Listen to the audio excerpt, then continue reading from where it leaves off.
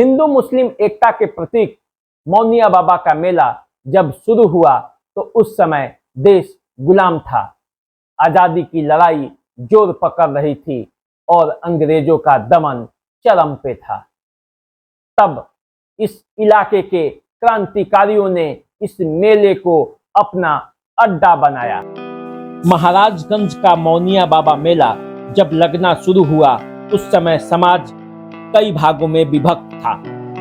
तब मौनिया बाबा के अनुयायी महंत स्वामी महादेव दास एवं स्वामी कृपाल आनंद जी महाराज ने अपने प्रयासों से महान संत मौनिया बाबा के नाम पर इस मेले का शुभारंभ किया। मेले का मकसद संत शिरोमणि मौनिया बाबा के संस्मरण के साथ साथ सभी जाति धर्म के लोगों को एक सूत्र में बांधना था। वर्ष 1923 से यह मेला शुरू हुआ और हर वर्ष भादो मास के कृष्ण चतुर्दशी को जुलूस के साथ शुरू होकर यह मेला अमावस्या तक लगने लगा। इस मेले के बहाने गांव-गांव के युवकों को शस्त्र चलाने का प्रशिक्षण दिया जाने लगा। मेले में भीड़ का फायदा उठाकर स्वतंत्रता सेनानी भी मिलकर अपनी योजना बनाने लगे। कुल मिलाकर यह मौनिया बाबा मेला ब्रिटिश समय में आजादी के आंदोलन का केंद्र बन गया था। आस्था और एकता इस मेले को संजीवनी दे रही थी।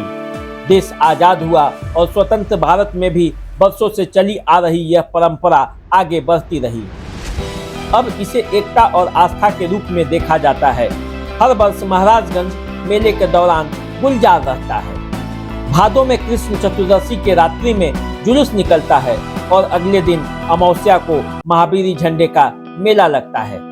जुलूस में शहर के 1 दर्जन से अधिक अखाड़े निकलते हैं। आज भी सबसे पहले नागा मठ का बड़ा अखाड़ा निकलता है, इसके बाद सभी अखाड़े निकलते हैं। महाराजगंज के आसपास के कुल 25 अखाड़े इस आयोजन में हिस्सा लेते हैं। एक अखाड़े में हजारों लोगों की भीड़, हाथों में अस्त्र शस्त्र लिए करतब दिखाते हुए लोग आगे बढ़ते रहते हैं। ऐसा लगता है जैसे लोगों का सैलाब आगे बढ़ रहा है। हाथी, घोड़े, ऊंट लोग गिनते गिनते थक जाते हैं। शहर में घूमते हुए यह अखाड़ा मौनी बाबा के समाधि स्थल तक जाकर मेले में तब्दील हो जाता है। ऐसा माना जाता है कि मौनी बाबा के पास जो भी लोग अपनी फरियाद लेकर जाते हैं वह पूरा होता है। अमावस्या से लेकर यह मेला पूरा 1 महीने चलता है। मौनिया बाबा मेले को सब कुछ मिला, प्रसिद्धि भी मिली, लोगों का दुलार भी मिला, इसका जलवा भी बरकरार रहा, लेकिन आज तक इसे राजकीय मेले का दर्जा नहीं मिला। सरकारी उपेक्षा का शिकार यह मेला बस लोगों के सहयोग और स्थानीय प्रशासन के भरोसे चलता है। मौनिया बाबा मेला समाज को एक सूत्र में बांधने वाला एक ऐसा मेला है जिसके बहाने आसपास के गांवों के लोग शस्त्र विद्या का प्रशिक्षण लेते थे। मेले में इनका प्रदर्शन होता था। इसका सबसे बड़ा फायदा यह था कि लोग सुरक्षा के मामले में आत्मनिर्भर थे। सभी शस्त्रों के प्रशिक्षण से वे किसी भी दुश्मन के वार झेलने के लिए तैयार थे। मेला आने के समय 1 माह पूर्व से ही लोग इसकी तैयारी में जुट जाते थे, लेकिन नए दौर में सब गुम हो गया है। इस मेले में ऑर्केस्ट्रा संस्कृति हावी हो गई है, फिर भी कुछ लोग बचे हैं जो अपनी प्राचीन संस्कृति को जिंदा रखा है। मौनिया बाबा का मेला यहाँ के व्यवसायियों के आर्थिक स्रोत का माध्यम भी रहा है। मेले में जुटने वाली भीड़ जमकर खरीदारी करती है, इससे व्यवसाय फलता फूलता है। दूर दूर से लोग आते हैं।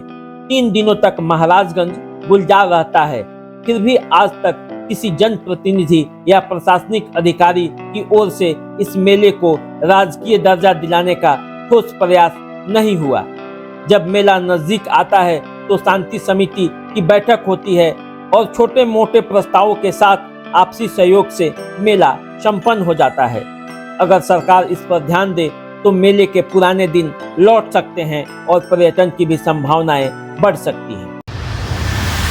आपको ये वीडियो कैसा लगा आप हमें कमेंट करके जरूर बताएं और चैनल को सब्सक्राइब भी करें। फेसबुक और इंस्टाग्राम पर फॉलो कीजिए, लाइक कीजिए और कमेंट तो जरूर लिखिए।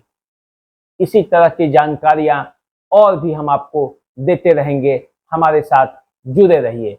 नमस्कार।